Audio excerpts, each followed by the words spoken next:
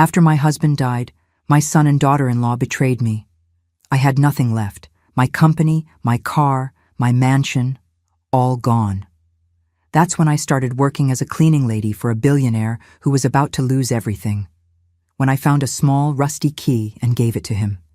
Everything changed. I'm glad to have you here. Follow my story until the end and comment the city you're watching from so I can see how far my story has reached. My name is Judith, and at 62 years old, I discovered that the people you trust most can become your worst enemies in a single afternoon. It was exactly 3 months after my husband Robert's funeral when I found out what my son Seth and his wife Ever had been planning all along. I should have seen the signs, the whispered conversations that stopped when I entered a room, the way Ever's eyes would narrow whenever she looked at me, Seth's sudden interest in helping with the company paperwork after Robert's death. That Tuesday morning started like any other since I'd lost Robert.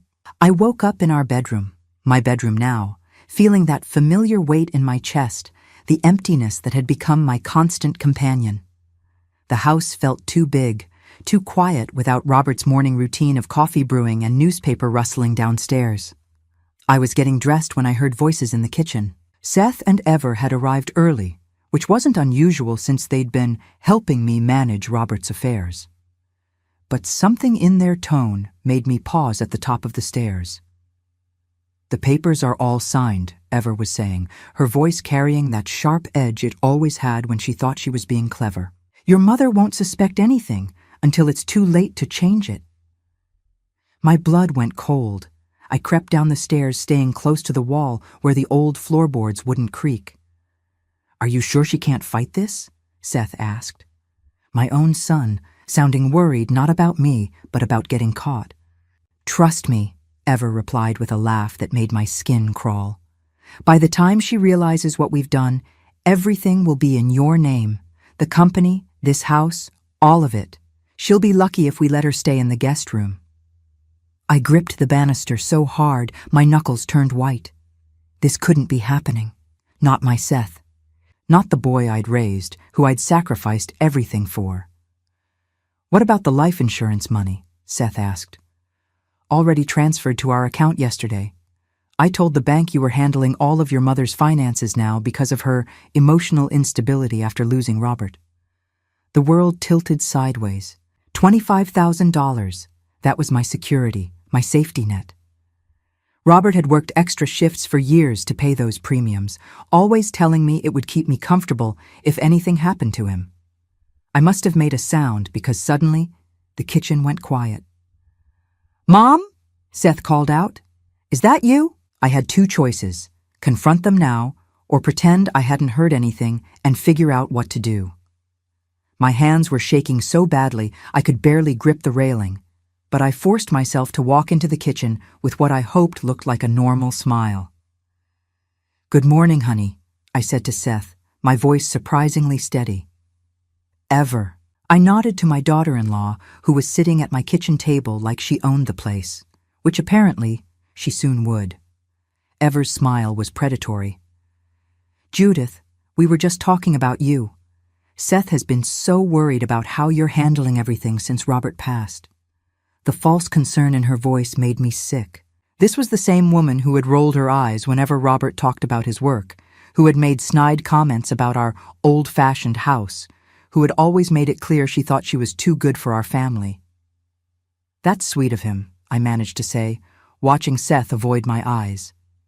My own son couldn't even look at me while he was stealing my life away. "Actually, Mom, there are some papers we need you to sign," Seth said, pulling out a manila folder. "Just some legal stuff to make everything official with Dad's estate." I looked at the documents he spread across the table. They looked official enough, full of legal language I didn't understand.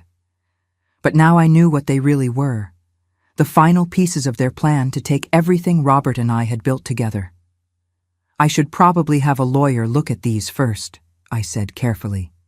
Ever's smile faltered for just a second. "Oh, that's not necessary. It's just standard paperwork. Besides, lawyers are so expensive, and you need to be careful with money now." The irony of her talking about my money she was planning to steal, was almost laughable. Almost. "I think I'll wait," I said, stepping back from the table. Maybe tomorrow. Seth's face darkened. Mom, you can't keep putting this off. Ever took time off work to help with this? The least you can do is cooperate. Ever had never worked a day in her life, as far as I knew. Her job seemed to be spending Seth's money and complaining about everything, but I just nodded. Of course, I appreciate all your help, both of you. They exchanged a look I pretended not to notice. After they left, promising to come back the next day, I sat at that kitchen table and felt my world crumble around me. I called Robert's lawyer, Mr. Peterson, who had been handling our affairs for years. When I explained what was happening, the silence on the other end of the phone stretched so long, I thought we'd been disconnected. Judith, he finally said, his voice heavy with something that sounded like pity. I'm afraid there's something you need to know. Seth came to see me last week with documents showing he had power of attorney over your affairs. That's impossible. I never signed anything like that. Another pause. The signature looked authentic. And he had medical documentation stating you were suffering from severe depression and weren't capable of making financial decisions. The room started spinning. Medical documentation? From who? Dr. Morrison. Seth said you'd been seeing him since Robert's death. I'd never heard of Dr. Morrison in my life. But somehow, I had a feeling that if I tried to contact him, I'd find out that my signature was on his files too. Probably right next to notes about my supposed mental instability. How much time do I have? I asked, my voice barely a whisper. I'm sorry, Judith. The papers were filed yesterday. As of this morning, Seth has legal control over all marital assets. The house, the business, everything is now in his name. I hung up the phone and sat in the silence of the house that was no longer mine. 40 years of marriage, 35 years of building a business from nothing, a lifetime of love and sacrifice, gone, stolen by the child I'd given everything to. That night, Seth and Ever came back. They didn't bother pretending anymore. We've decided you can stay in the guest room for now, Ever announced, walking through my living room like she was already redecorating it in her mind. But you'll need to follow some rules. I watched my son nod along with his wife's words, and I realized I was looking at a stranger. This wasn't the little boy who used to crawl into my bed during thunderstorms, or the teenager who brought me coffee every morning before school. This was someone else entirely, someone I didn't recognize. What kind of rules? I heard myself ask. Ever's smile was ice-cold triumph. No visitors without permission, no access to the office or business files, and you'll contribute to household expenses, of course. How am I supposed to contribute? You've taken all my money. You'll figure something out, Seth said, speaking to me for the first time that day. Ever found a job listing that might work for you? Cleaning lady positions? The pay isn't much, but it's something. Standing there in the living room where Robert and I had celebrated 39 wedding anniversaries, where we'd taught Seth to walk and watched him graduate high school, I finally understood what complete betrayal felt like. It felt like drowning while the people you loved most watched from the shore. But as I looked at their satisfied faces, something hardened inside me. They thought they'd won. They thought they'd broken me completely. They had no idea what I was capable of when I had nothing left to lose. 3 weeks later, I stood outside the massive iron gates of the Blackwood estate, clutching a worn leather purse and trying to convince myself that this wasn't the end of my story, just a different chapter. The job interview had been humiliating enough. Sitting in the employment agency's cramped office, filling out applications for positions I'd never imagined needing, while women half my age looked at me with a mixture of pity and confusion. When was the last time you cleaned professionally, they'd asked. Never, I'd answered honestly. I'd been running a successful catering business with Robert for over 20 years, but desperation makes you swallow pride in ways you never thought possible. The Blackwood mansion loomed before me like something from another era, all dark stone and towering windows that seemed to watch everything with cold indifference. The agency had warned me that Mr. Richard Blackwood was, in their words, particular and difficult to please. What they hadn't mentioned was that he was a recluse who barely spoke to anyone, and whose previous cleaning staff had quit after less than a month. I pressed the buzzer at the service entrance, my heart hammering against my ribs. A voice crackled through the intercom, tired and rough around the edges. "You're the new cleaning lady?" "Yes, sir. Judith Harris." "Doors unlocked. Come in." The service entrance led into a kitchen that was larger than the entire first floor of the modest house Robert and I had started out in 42 years ago. Granite countertops stretched endlessly under hanging copper pots that looked like they'd never been used. Everything was spotless, but somehow felt abandoned, like a museum display of someone else's life. I followed the sound of footsteps down a hallway lined with oil paintings of stern-faced people in expensive clothes. The portraits seemed to judge me as I passed, and I found myself straightening my shoulders despite the weight of everything I'd lost.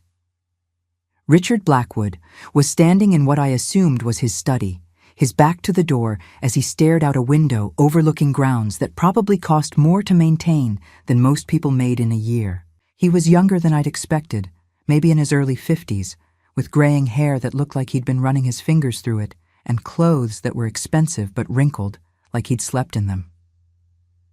"Mr. Blackwood?" He turned, and I was struck by how tired he looked. Not just physically tired, but the kind of bone-deep exhaustion that comes from carrying weight you can't put down. His eyes were the color of storm clouds, and when they met mine, I saw something I recognized, the look of someone who'd lost more than they thought they could survive. "You're older than the others," he said without preamble, not unkindly, just stating a fact. "Yes, sir. I hope that won't be a problem." He studied me for a moment longer. "The agency said you're recently widowed. 3.5 months ago. I'm sorry for your loss." The words came automatically, but there was genuine sympathy in his voice. "My father passed 2 years ago. It's difficult." We stood there in awkward silence, two people who'd been hollowed out by loss and circumstance. I waited for him to tell me about my duties, about schedules and expectations, but instead he just gestured vaguely around the room. "I work from home mostly. I won't bother you if you don't bother me. Mrs. Chen will show you what needs to be done." Mrs. Chen turned out to be his housekeeper, a no-nonsense woman in her 60s who walked me through the house with military efficiency. 23 rooms, she told me, though Mr. Blackwood only used about 5 of them regularly. The rest were kept clean but empty, like shrines to a life that used to exist here. "He's not a bad man," she said, as we climbed the main staircase, her voice softening slightly. "Just lost. Since his father died and the business troubles started, he barely leaves this house, barely eats. Some days I wonder if he even remembers I'm here." Business troubles.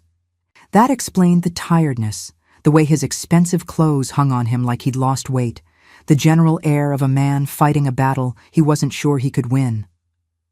My first week was spent learning the rhythms of a house that felt more like a beautiful tomb than a home. Richard kept irregular hours, sometimes working in his study until 3 in the morning, other times disappearing for entire days into rooms I wasn't supposed to clean. When I did see him, he was always on the phone, his voice tense and clipped as he discussed things I didn't understand, board meetings and hostile takeovers and something called liquidation that made his jaw clench every time he said it. I found myself listening more carefully than I should have, partly out of curiosity, and partly because his obvious distress reminded me of how Robert used to sound during the worst days of our own business struggles. There was something familiar about watching a good person try to hold together something that was falling apart despite their best efforts. By the end of my second week, I'd established a routine. Early mornings in the kitchen, where I'd arrived to find evidence that Richard had been eating cereal for dinner again. A single bowl in the sink, a carton of milk left on the counter. The main living areas that gathered dust because no one ever used them. The library that was clearly his father's domain, filled with leather-bound books and photographs of Richard and an older man who had the same storm cloud eyes. It was in the library that I first noticed the gaps. I'd been dusting the shelves when I realized that several books were missing from what had obviously been complete sets. First editions of Dickens with Volume 3 absent. A collection of business biographies with random volumes gone. At first I thought maybe Richard had taken them to read, but when I asked Mrs. Chen about it, her face tightened. "He's been selling things," she said quietly. "First the artwork from the hallways, then some of the furniture from the unused bedrooms, now the books." She shook her head sadly. His father collected those for 40 years. Richard swore he'd never sell them, but desperation makes you do things you swore you'd never do.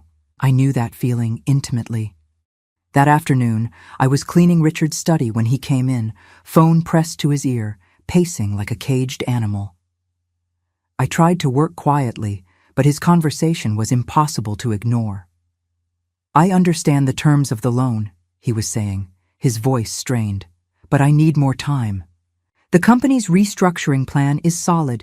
I just need 60 more days to—" He stopped pacing, listening to whatever the person on the other end was saying. I watched his shoulders slump. "No, I can't provide additional collateral. There is no additional collateral." A pause. "Yes, I understand what happens if I default." He hung up without saying goodbye and stood there for a long moment, staring at the phone in his hand like it was a weapon someone had just used against him. I should have left the room, should have given him privacy for whatever moment of despair he was clearly having.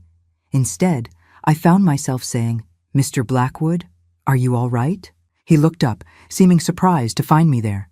For a moment, his carefully maintained composure cracked, and I saw raw fear in his eyes. "I'm fine," he said automatically. Then, after a pause, "Actually, no, I'm not fine. But there's nothing anyone can do about it." I set down my cleaning cloth. "Sometimes talking helps." He laughed, but there was no humor in it. "You want to hear about my problems, Mrs. Harris? I'm about to lose everything my father spent his life building.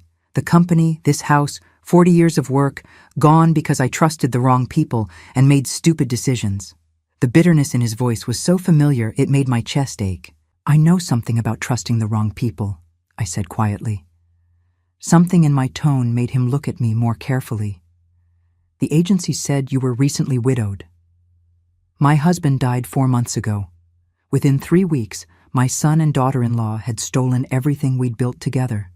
Our business, our house, our life savings.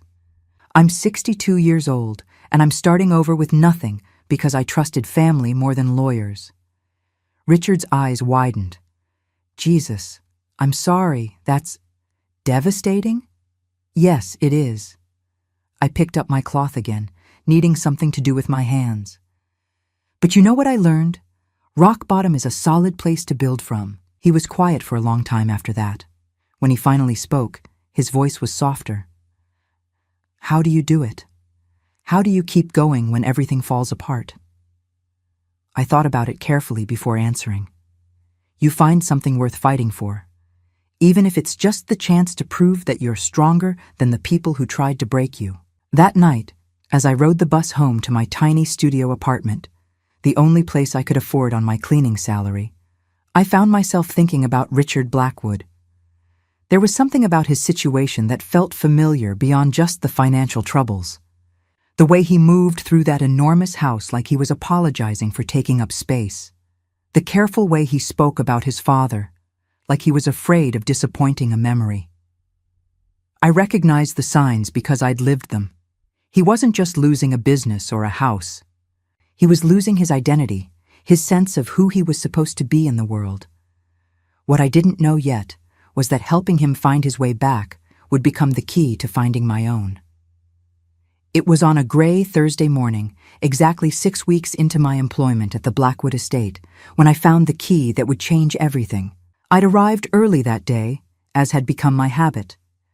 The house felt less oppressive in the early morning light, and I'd grown to appreciate the quiet hour before Richard emerged from whatever restless sleep he managed to get.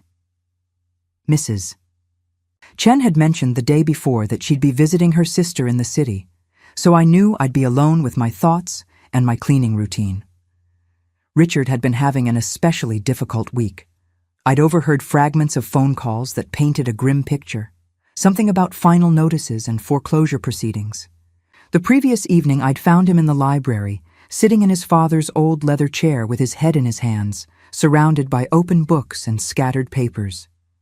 He'd looked up when I entered, and the defeat in his eyes had made my heart clench. "I can't find it," he'd said, his voice hollow.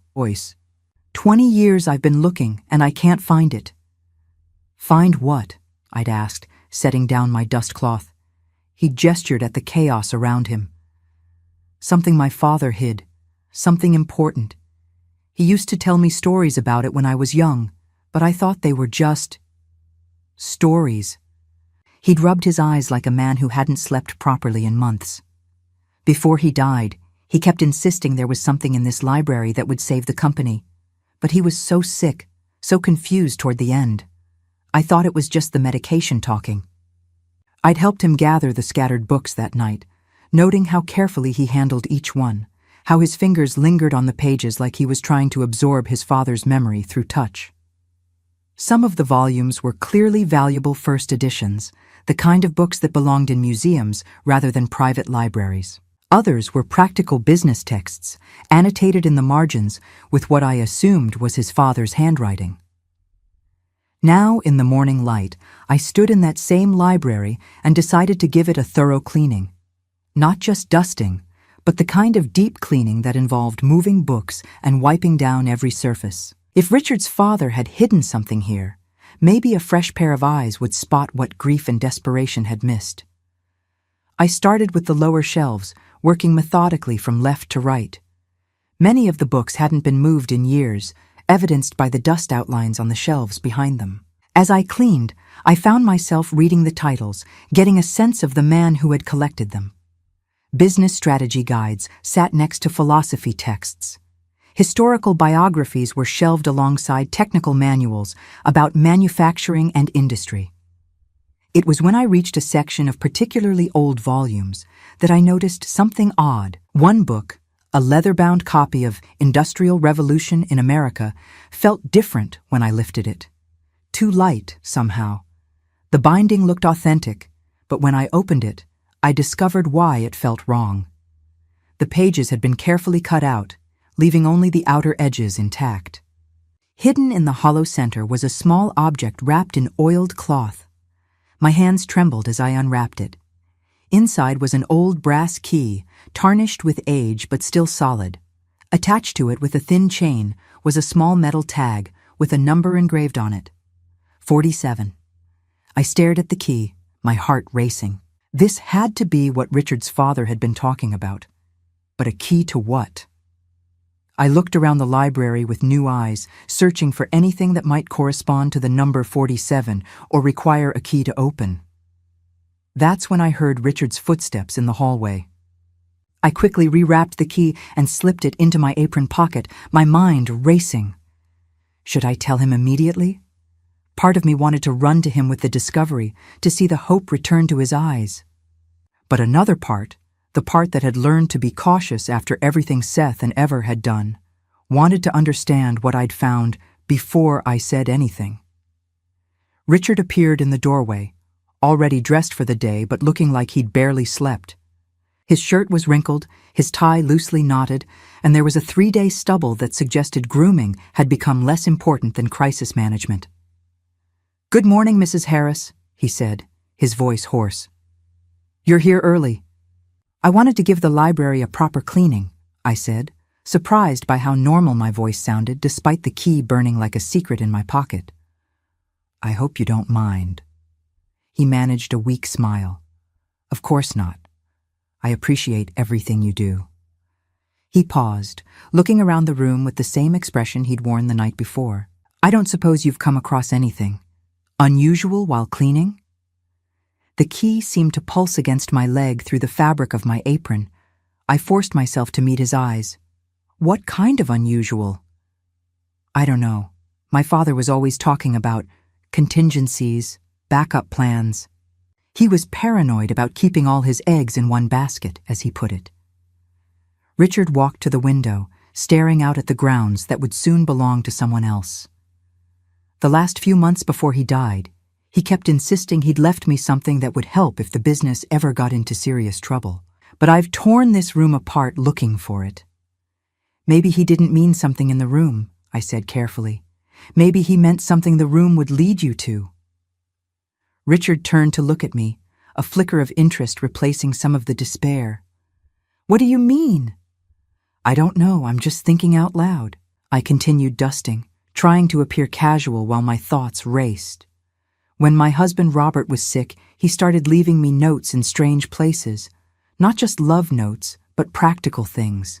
Reminders about where he kept important papers, which bills were due when. I found them for months after he died, tucked into books I rarely opened, taped under drawers I seldom used. You think my father might have done something like that? I think fathers who love their children find ways to take care of them, even after they're gone. Richard was quiet for a long time after that, but I could practically hear his mind working. After he left for another round of phone calls that would probably bring more bad news, I allowed myself to really examine the key. It was old, definitely. The brass had the kind of patina that only comes with decades of age. The number 47 was hand-engraved, not machine-stamped, suggesting it was custom-made. But most interesting was the shape. This wasn't a house key or even a typical safe key. The head was too elaborate, the shaft too ornate. This was the kind of key you'd see in old movies, the kind that opened something important. I spent the rest of the morning cleaning with half my attention while the other half tried to solve the puzzle. Where in a house this size would you find something marked with the number 47? Room numbers? Safe deposit boxes? Storage units? It wasn't until I was cleaning the master bedroom, Richard's father's old room, which Richard couldn't bring himself to occupy, that I found the first clue. The room was like a shrine to a different era. Heavy wooden furniture, oil paintings of landscapes that probably cost more than most cars, and a massive 4-poster bed that dominated the space. But it was the writing desk in the corner that caught my attention. It was an antique piece, beautiful but practical, with multiple small drawers and compartments. As I dusted it, I noticed that each drawer had a small brass number plate. Most were numbered in sequence, 1, 2, 3, but there were gaps. And when I looked more carefully, I realized that some of the number plates had been removed, leaving small holes where they'd been screwed in. My pulse quickened. I examined every drawer, every compartment, looking for the number 47. It wasn't there. But in the bottom right corner, I found something else, a small keyhole that didn't correspond to any of the visible drawers. I looked around the room more carefully. If there was a hidden compartment in the desk, there might be others. I ran my hands along the walls, checking for hollow sounds or loose panels. I examined the baseboards, looking for anything that seemed out of place. It was pure chance that I noticed the fireplace mantel. The mantel itself was carved marble, elaborate and expensive. But as I cleaned it, I realized that one section, a decorative panel about 2 feet from the left end, felt slightly different, smoother. And when I looked closely, I could see the faintest outline of what might be a hidden panel. I pressed gently, then harder. Nothing. I tried sliding it sideways, then pulling it toward me. Still nothing. It wasn't until I noticed a small depression in the carving, so subtle it looked like natural variation in the stone, that I found the mechanism. When I pressed the depression, I heard a quiet click. The panel slid aside, revealing a small cavity behind it. And inside that cavity was a brass plate with the number 47 engraved on it, and a keyhole that looked like it would match the key in my pocket perfectly. I stood there for several minutes, staring at the hidden keyhole and trying to process what I'd discovered. This wasn't just some family heirloom or sentimental keepsake. Richard's father had gone to elaborate lengths to hide this, whatever it was. The fake book, the hidden panel, the custom key. This was the work of a man who understood that sometimes the most important things needed to be protected from everyone, even the people you trusted most. The sound of Richard's voice in the hallway made me quickly slide the panel back into place. Whatever was behind that keyhole, whatever Richard's father had hidden there, I needed to think carefully about when and how to reveal it. Because something told me that what I'd found was going to change everything, And after what Seth and Ever had done to me, I'd learned that some changes, even good ones, needed to be handled very, very carefully. I couldn't sleep that night. The keys seemed to burn in my purse beside my bed, and my mind wouldn't stop racing with possibilities and fears. What if I was wrong? What if this was just some old family trinket and I was building it up into something it wasn't? But what if I was right, and this key opened something that could save Richard from losing everything his father had built? By 5 a.m, I'd given up on sleep entirely. I made coffee in my tiny kitchenette and sat at my small table, watching the sun rise over a city that suddenly felt full of possibilities again. For the first time since Robert's death, since Seth and Ever's betrayal, I felt like I might have some power to change someone's story for the better. I arrived at the Blackwood estate an hour early, my hands shaking slightly as I let myself in through the service entrance. The house was completely quiet. Even Mrs. Chen wouldn't arrive for another 2 hours. Perfect. I made my way to the master bedroom, my footsteps muffled by the thick Persian rugs that probably cost more than I'd earn in 5 years of cleaning. The morning light streaming through the tall windows made the room feel less like a shrine and more like a place where important things happened. I found the hidden panel on the mantel immediately now that I knew where to look. The small depression, the way it clicked when pressed just right. The brass plate with 47 engraved on it gleamed in the morning light, and the keyhole seemed to be waiting patiently for me to make my decision. I pulled the key from my pocket, unwrapped it carefully, and held it up to the light. It was definitely the right size, the right style. My heart hammered against my ribs as I inserted it into the lock. It fit perfectly. And when I turned it, I heard the soft click of a mechanism that had been waiting 20 years to be activated. A section of the mantel, larger than I'd expected, swung inward on hidden hinges, revealing a compartment about the size of a large book.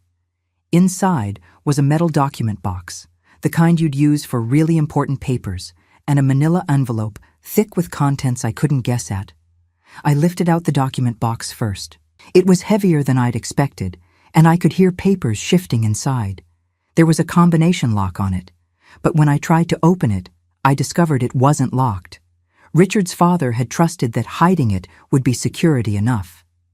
Inside were documents, lots of them.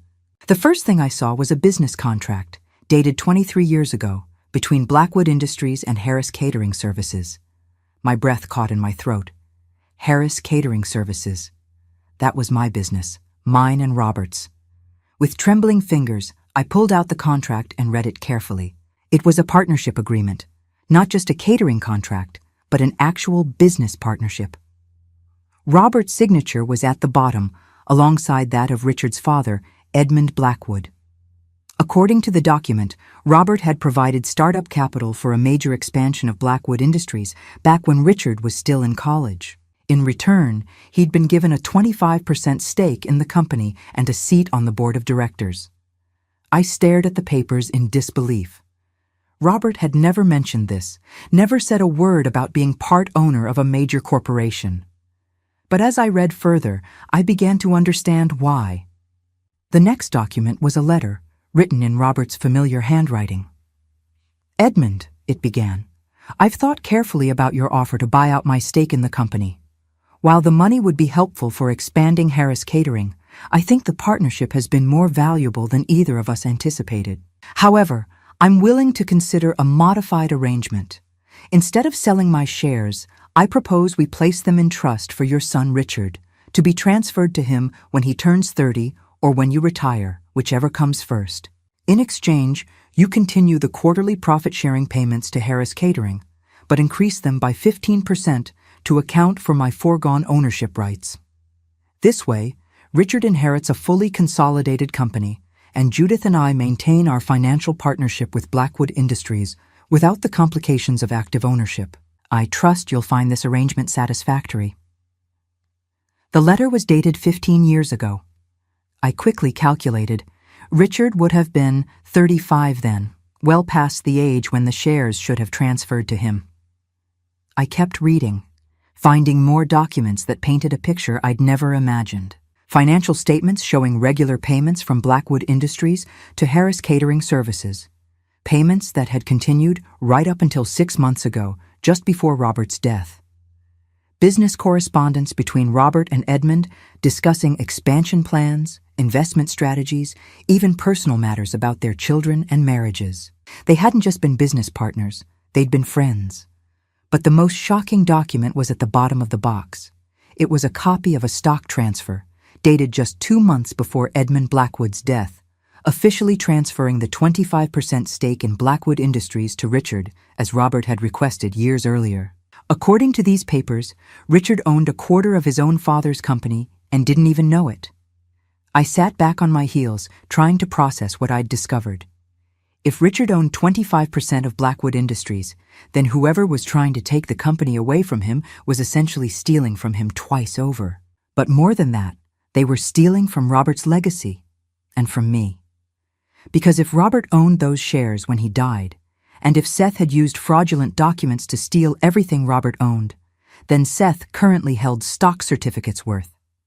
I couldn't even estimate. Millions, probably.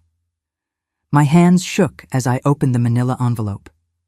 Inside were more documents, copies of everything in the box, plus bank statements, investment records, and a detailed breakdown of exactly how much money Blackwood Industries had paid to Harris Catering Services over the years. The total was staggering. Over 2 decades, Robert and I had received nearly $800,000 from our partnership with Blackwood Industries.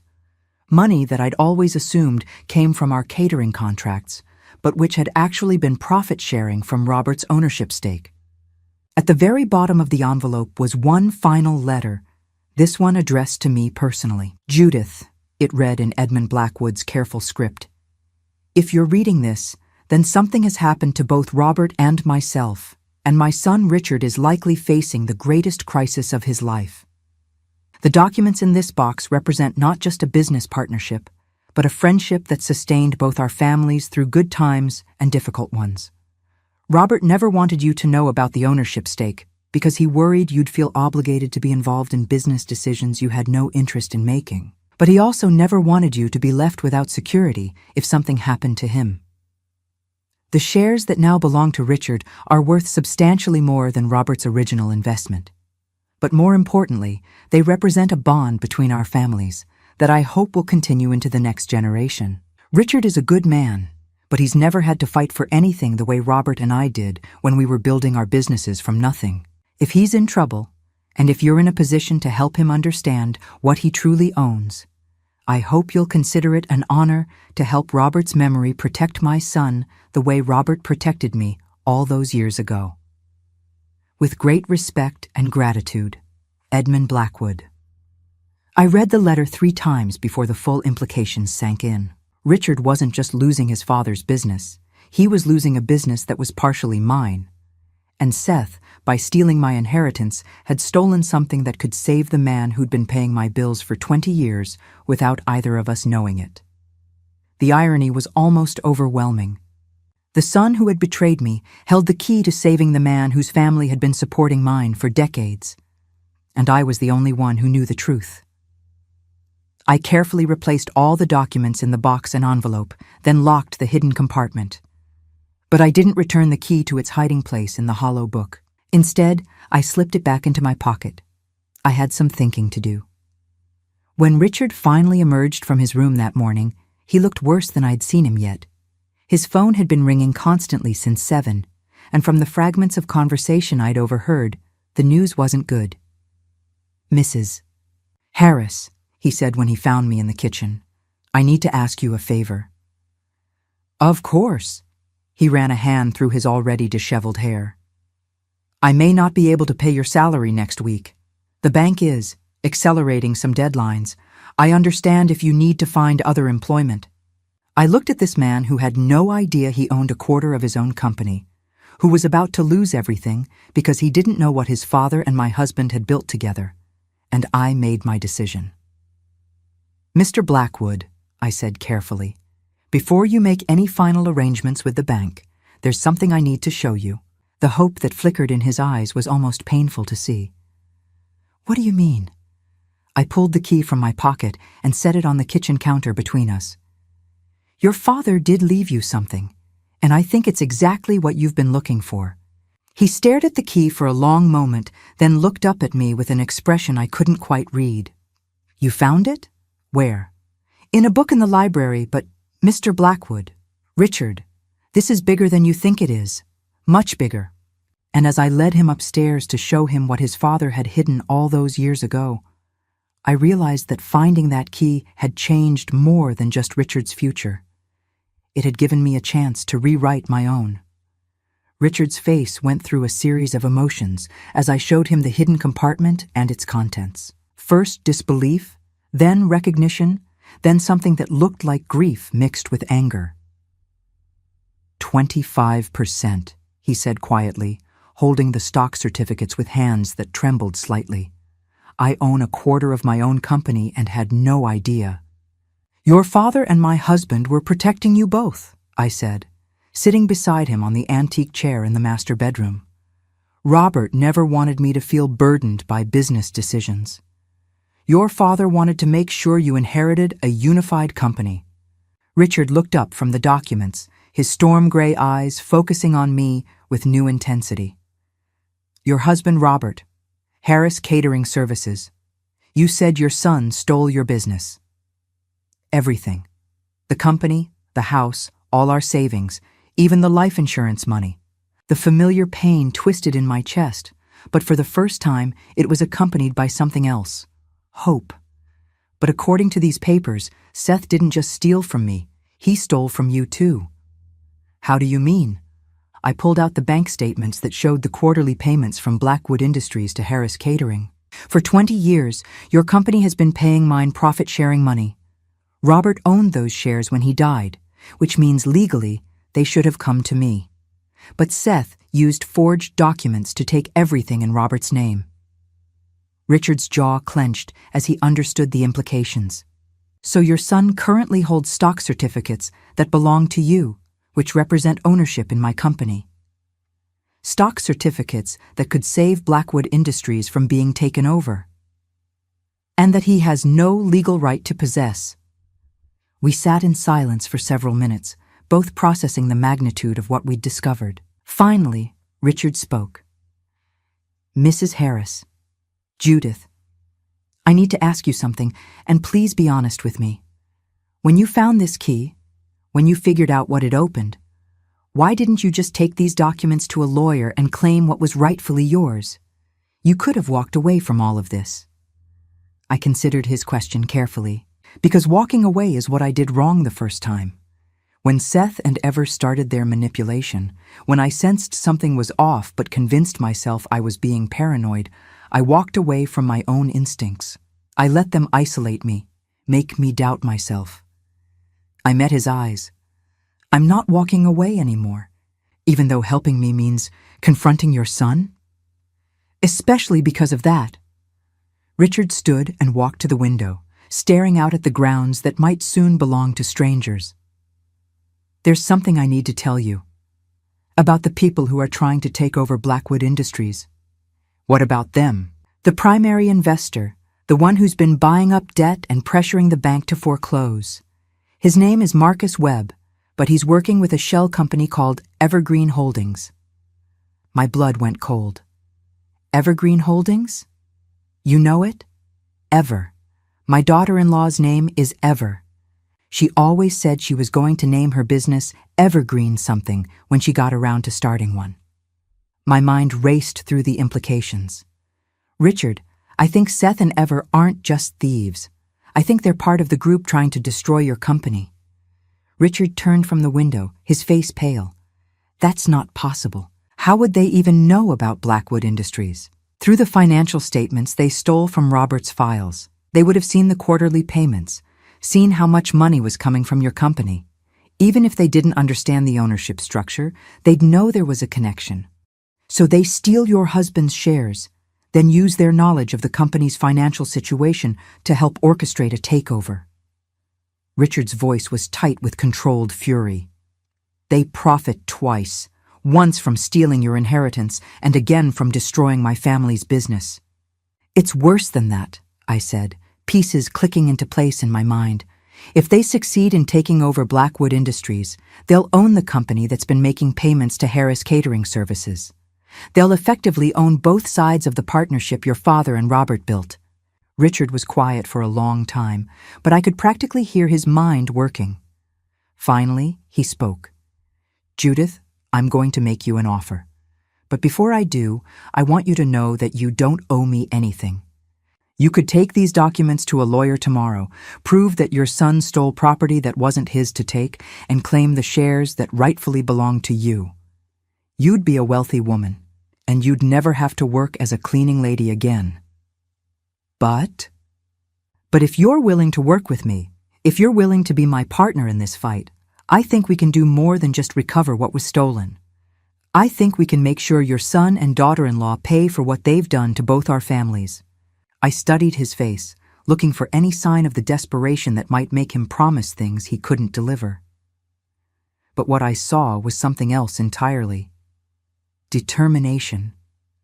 The kind of focused anger that comes when someone finally understands exactly who their enemies are and what they're fighting for. What kind of partnership? The kind your husband and my father had, built on trust, mutual respect, and shared goals. Richard pulled out his phone. "First, I call my lawyer and explain what we've discovered. Then we file injunctions to freeze any assets your son obtained through fraud. Then we go after Evergreen Holdings and Marcus Webb. And if we win, when we win," Richard corrected, "you'll have your life back, your business, your financial security, your dignity, everything they took from you." "What about you?" Richard's smile was sharp as a blade. "I'll have my company back, and more importantly, I'll have honored the partnership my father valued more than anything except his family." That afternoon, Richard's lawyer, James Morrison, arrived at the estate with a briefcase full of legal documents and an expression of barely contained excitement. He was a small, precise man with wire-rimmed glasses who spoke in careful, measured sentences that made every word sound like it had been weighed and found worthy. "This is extraordinary," he said after reviewing the documents from the hidden compartment. "Mrs. Harris, you have grounds for multiple lawsuits: fraud, theft, forgery, breach of fiduciary duty. The criminal charges alone could send your son to prison for years." "I'm not interested in sending Seth to prison," I said, surprising both men. "I'm interested in getting back what he stole and making sure he can't hurt anyone else." "That's certainly possible," Morrison said. "But Mrs. Harris, I need you to understand something.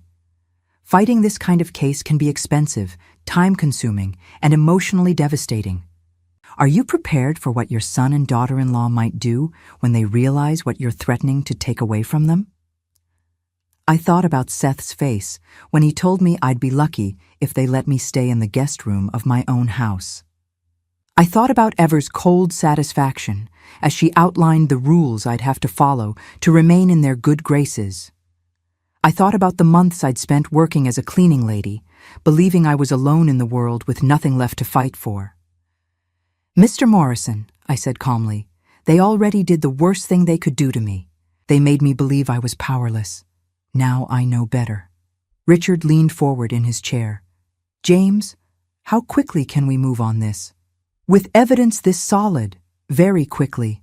I can have injunctions filed by tomorrow morning to freeze assets obtained through fraudulent means. That will prevent them from selling or transferring anything while we build our case." "What about Evergreen Holdings?" Morrison's expression grew predatory. "If we can prove that your son and daughter-in-law are connected to the company that's been orchestrating the takeover of Blackwood Industries, we can add conspiracy charges to the list. Corporate espionage, insider trading, racketeering. The penalties for that kind of coordinated fraud are severe." "How severe?" I asked. "Complete asset forfeiture, criminal charges that could result in decades of prison time, and civil penalties that would ensure they never financially recover from what they've done." I felt a strange sort of calm settle over me. Not the peace of forgiveness, but the clarity that comes when you finally see the path forward after months of stumbling in the dark. "Do it," I said. "All of it." Richard reached over and squeezed my hand. Are you sure? I looked around the master bedroom where Richard's father had carefully hidden the proof of a 20-year friendship, where he'd trusted that someday the truth would be discovered by someone who would use it to protect the people he loved. Your father and my husband built something beautiful together, I said. They created a partnership based on trust and mutual respect. Seth and Ever tried to destroy that, tried to profit from betraying everything Robert and I worked for. I met Richard's eyes. It's time to show them what happens when you underestimate the people you've wronged. As Morrison left to begin filing legal documents that would turn my son's world upside down, Richard and I sat in the library where this had all begun.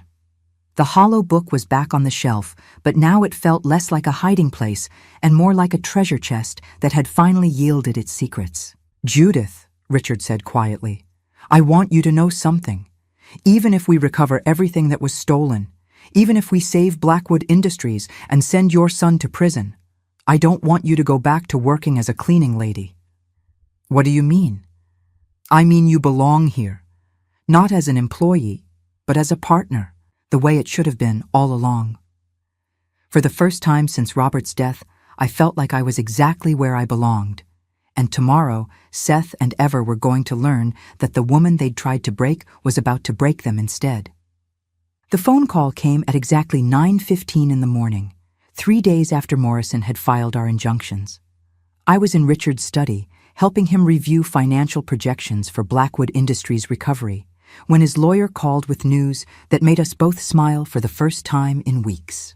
The assets have been frozen, Morrison reported, his voice carrying a satisfaction that was almost musical.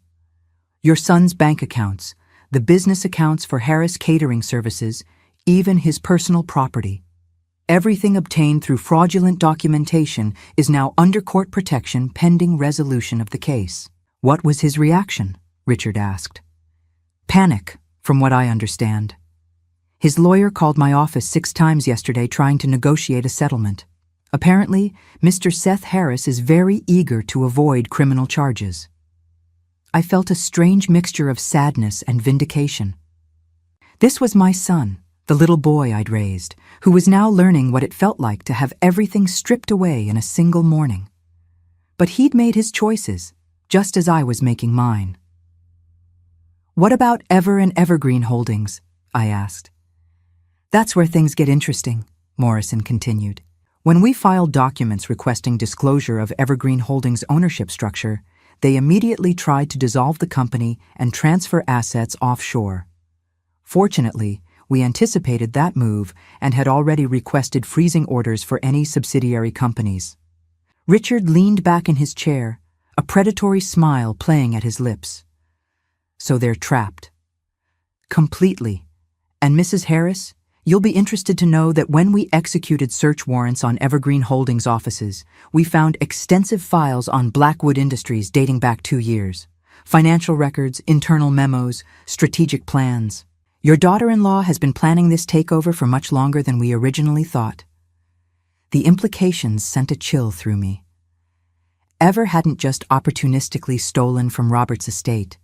She'd been researching and planning an elaborate scheme to destroy Richard's family business while simultaneously robbing mine.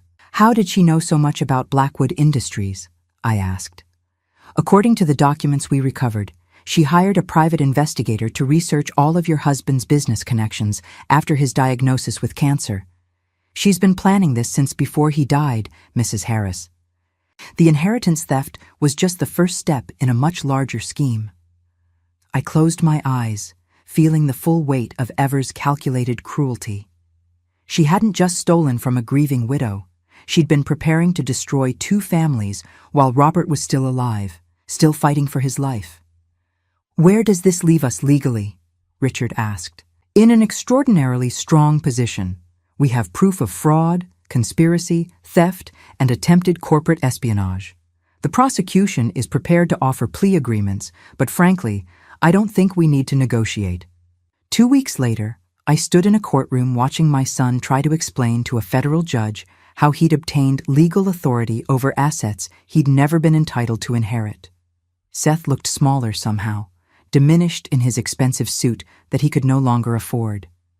Ever sat beside him, her usual arrogant confidence replaced by something that looked remarkably like fear. Their lawyer, a overpriced specialist in white-collar crime, was making a valiant effort to paint them as naive victims who'd been misled by bad legal advice. But Morrison had done his work well. Every document they'd forged, every signature they'd faked, every lie they'd told was laid out in excruciating detail. "Your Honor," Morrison addressed the court, "this was not a case of poor judgment or unfortunate misunderstanding. This was a carefully orchestrated scheme to defraud Mrs. Harris of her rightful inheritance while simultaneously destroying a family business that had supported her for over 20 years. The judge, an older woman with steel-gray hair and no patience for elaborate excuses, reviewed the evidence with the thoroughness of someone who'd seen every possible variation of human greed.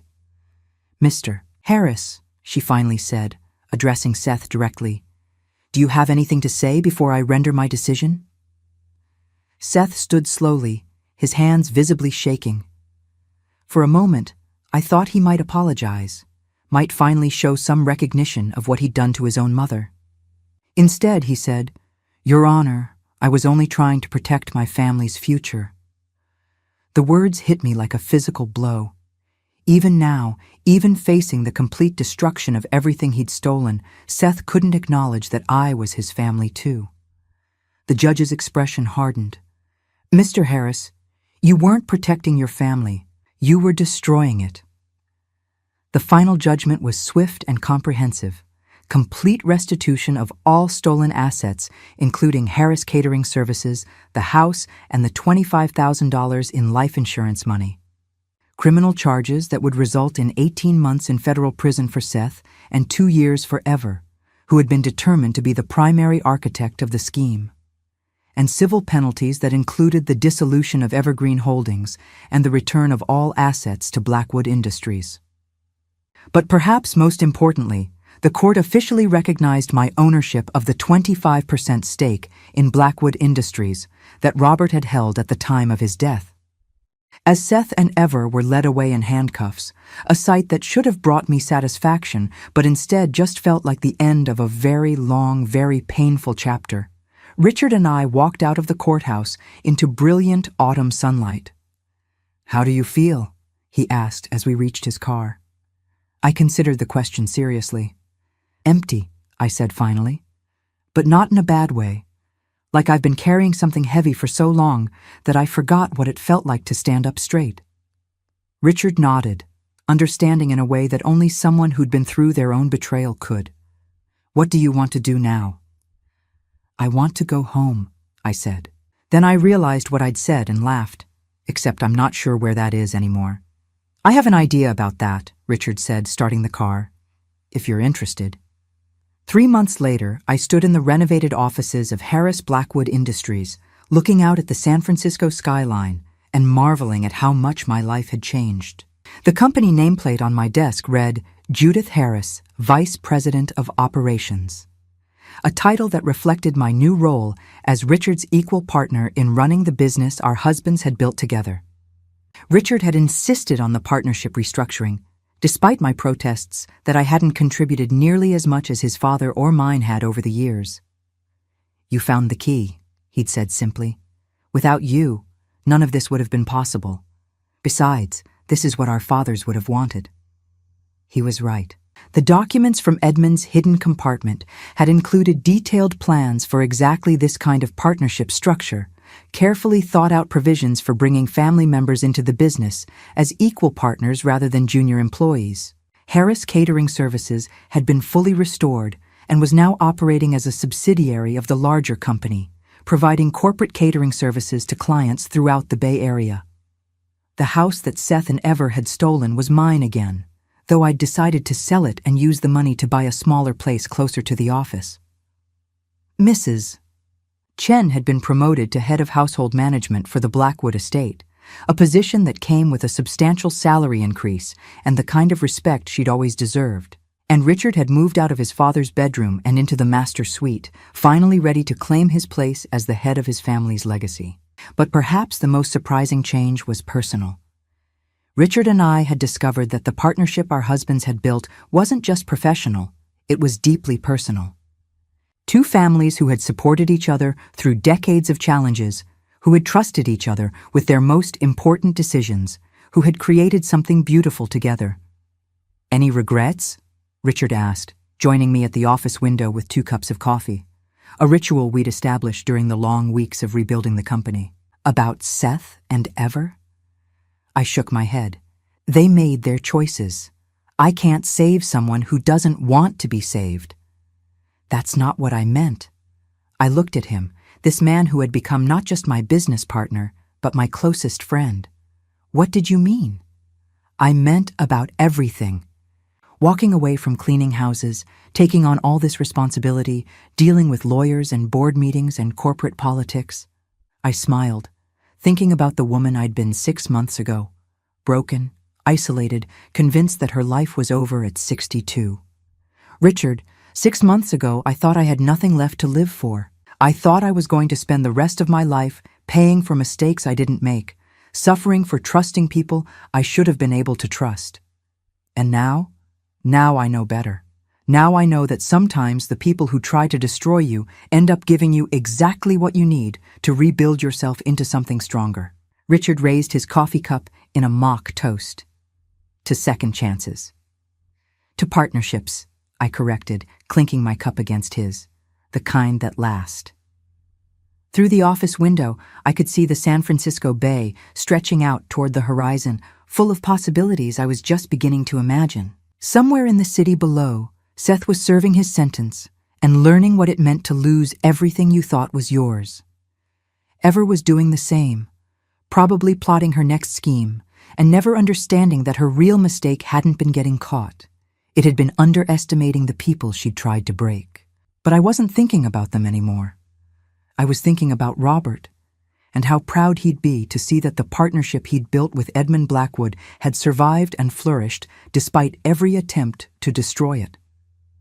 I was thinking about the key I'd found in a hollow book, and how sometimes the most important discoveries come when you're not looking for treasure, but just trying to clean up someone else's mess. And I was thinking about the future, a future where being 62 years old didn't mean being discarded, where losing everything didn't have to mean the end of your story, where trust betrayed could eventually be rebuilt into something even stronger. The woman who had walked into the Blackwood estate 7 months ago with nothing but a desperate need for work was gone. In her place was someone I was still getting to know, someone who owned a thriving business, who had a voice in boardroom decisions, who had learned that the best revenge wasn't hurting the people who hurt you.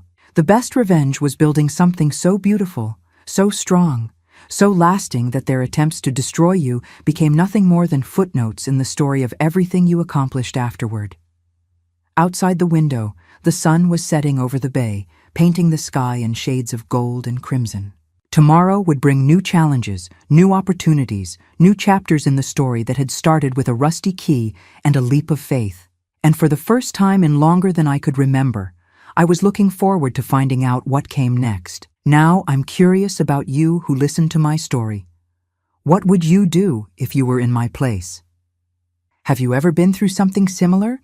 Comment below, and meanwhile, I'm leaving on the final screen 2 other stories that are channel favorites, and they will definitely surprise you. Thank you for watching until here.